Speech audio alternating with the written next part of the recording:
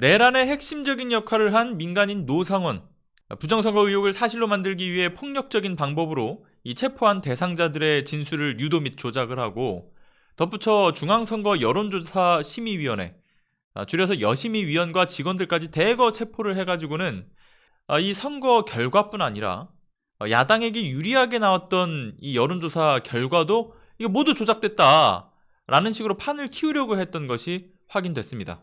안산의 한 롯데리아에서 이 문상호 당시 정보사령관, 그리고 정보사의 정모대령, 김모대령을 만나서 이 내란의 세부 실행 계획에 대해서 점검했던 날, 그날과 또 같은 날에 정모대령의 이 검찰 진술에 따르게 되면 노상원이 그때 체포해야 할 이들의 명단, 특히 여심이 체포자 리스트를 보여주면서 이 안에서 2명을 동그라미 쳐가지고 체크를 해가지고 이들은 협조적으로 나올 거다, 그러니까 살살 다뤄라, 이런 특별한 지시를 했다라고 하는 것인데, 그 중에 한 명은 여당 추천위원이었다고 하고요, 또 한 명은 선관위 출신 상임위원으로 정치색 없는 공무원 출신이라고 설명을 했다라고 알려져 있습니다.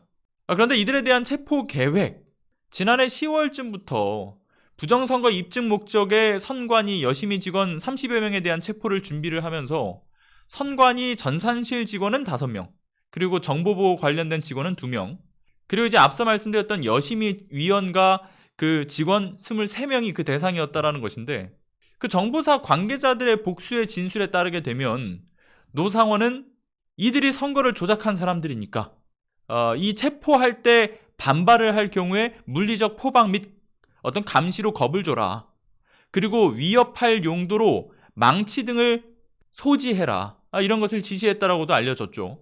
특히나 노태학 선관위원장에 대해서는 노상원 본인이 직접 그 진술을 받아낼 것이고, 그 과정에서 야구방망이가 필요하다, 이런 얘기를 언급했던 것과 마찬가지로 물리력 행사를 통해서 위협 및 회유를 해서 그들이 원하는 진술을 받아낼 목적이었던 거죠.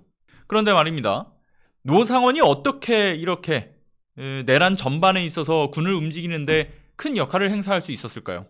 전직 정보사 사령관이라고 해도 노상원 그가 민간인이라는 점, 게다가 7년 전에 국군의 날 행사 이후 교육생을 술자리에서 성추행한 혐의로 불명예 퇴역을 했던 군에게 있어서는 크나큰 오점이자 특히나 정보사의 명예를 더럽힌 자 아닙니까? 그가 윤석열, 김건희가 좋아하는 무속신앙에 밝고 보살이라고 불렸다는 점에서 실세로 작용을 했을까요? 일단 첫 번째는 그의 육사 세기수 선배인 김용현과의 인연이 크게 작용했을 겁니다.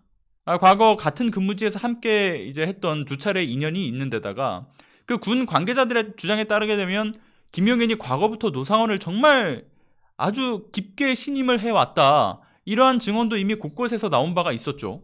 문상호 전 정보사령관하고도 같은 근무지에 일하면서 여러 또 교류가 있었던 것으로도 알려져 있고, 특히 문상호는 리틀 노상원이라는 수식어도 있을 만큼 역시나 그 친분이 두텁다고도 잘 알려져 있다고 하죠.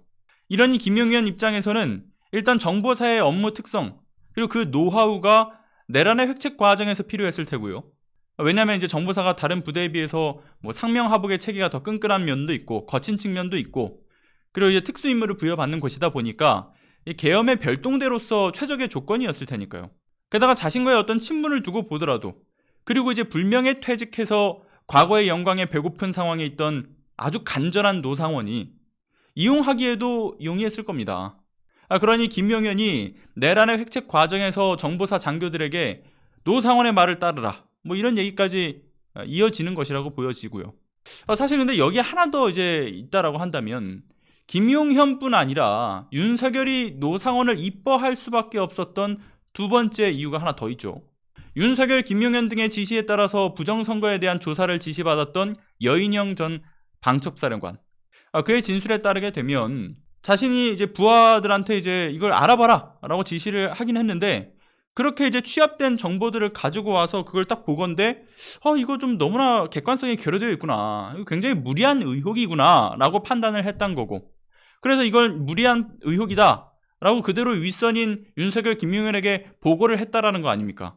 그러니까 극우 유튜버발 부정선거 음모론을 맹신하고 있었던 당시, 그리고 지금까지 이제 그걸 맹신하고 있는 윤석열, 김용현 입장에서는 여인영의 보고를 보고서 어떤 생각이 들었겠어요?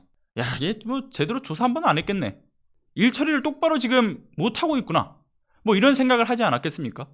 그런데 반면 노상원은 어떻습니까? 적극적으로 부정선거에 대해서 조사를 해서 보고를 합니다.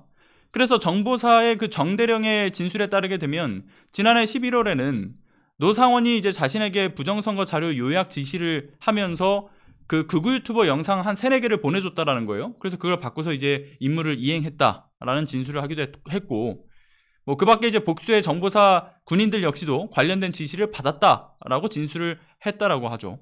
심지어 9.3회 전 여단장 역시도 4.15 부정선거 의혹을 주장하는 책에 대해서 내용을 정리하라라는 지시를 받았다라는 점, 이런 점들을 고려해 보게 되면 내란 수계 윤석열 입장에서는 자신의 그 망상에 있는 그대로를 어떤 수용해주고 지지해주고, 그리고 이걸 그대로 이제 지시에 따라주고 있는 이 최고의 파트너 노상원을 이뻐하지 않을 수가 없었을 테죠.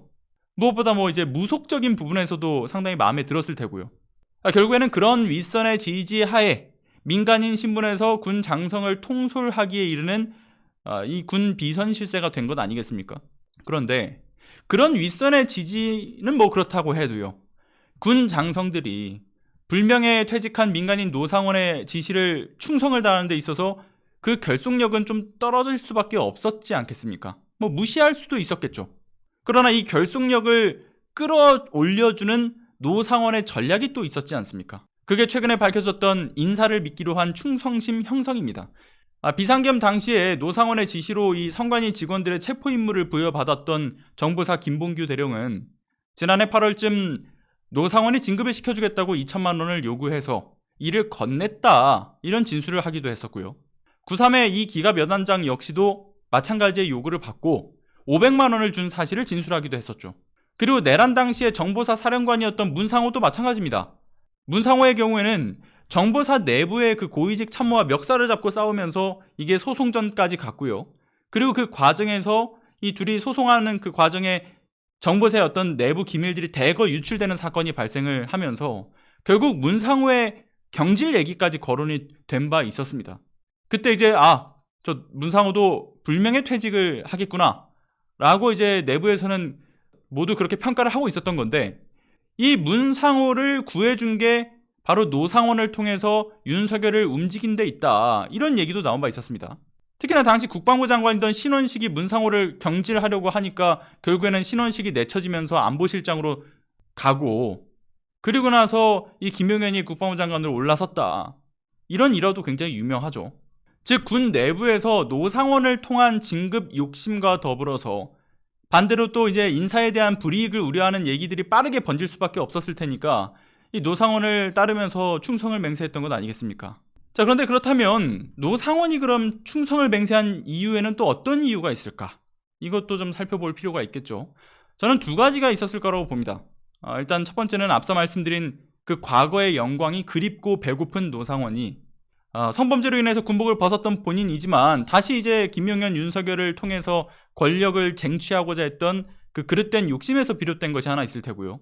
그리고 또 하나는 그 역시 부정선거 등 음모론에 과도한 맹신을 했던 어떤 피해 망상증도 원인이 되었지 않았을까라는 생각이 듭니다. 그리고 하나 더 있어요. 보살인 자신의 그 무속적인 평가로는 일단 윤석열은 탄핵되지 않는다, 그 절대 권력을 유지한다라는 어떤 판단, 그러니까 노상원이 자신을 배신하지 않을 내란의 멤버를 구하는 그 과정에서 비다나 씨라는 무속인에게 뭐 많은 자문을 구했던 것으로도 알려져 있는데, 그 비다나 씨가 노상원과 어떤 영적인 부분에서 결론이 같지 않았던 부분이 바로 탄핵 수용에 대한 부분이었다라고 알려져 있죠. 비다나 씨는 탄핵된다 윤석열, 노상원은 절대 그럴 리 없다 라고 했다는 것 아니겠습니까? 결국 노상원 입장에는 그 윤석열이라는 동아줄이 정말 무슨 황금 동아줄이다 라고 하는 확신이 그의 충성심의 근간이 되었지 않겠습니까? 그런데 물론 그랬다고 해서 이번에 내란, 특히 그 노상원의 내란 수첩에서 드러나는 끔찍한 살인 대상자 명단과 그 살인 수법 등이 그런 그릇된 충성심에서 비롯된 개인의 오판쯤으로 평가될 수는 없다라는 점도 말씀드리고 싶어요. 내란 수첩에 따라서 철두철미하게 관계자들이 움직였고, 이런 계획에 따라서 윤석열, 김용현이 직접 나서서 뭐 비와 폰으로 전화를 하면서까지 기민하게 움직였던 점, 그러니까 내란 수계 윤석열의 뜻을 함께하는, 그러니까 조직적으로 공모된 내란이었다라는 점이 아주 분명한 증거와 진술들이 정말 무더기로 쏟아지고 있으니까요. 노상원은 내란의 어떤 실무 중심에 있었던 거고, 결재권자인 윤석열은 이 모든 것을 인지하고 좋아, 빠르게 가, 이걸 외치고 있었던 거죠. 아무튼 그들의 최후는 그들이 행하려고 했던 끔찍한 일들보다 더 끔찍해야 된다고 생각합니다. 매번 말씀드린 거지만 사형이 아니고서 바로잡기 힘든 일이라고 봅니다. 여러분의 구독과 좋아요, 알람 설정, 그리고 소중한 후원은 시사발전소 운영에 있어 정말 큰 힘이 됩니다. 끝까지 시청해주신 여러분 감사합니다.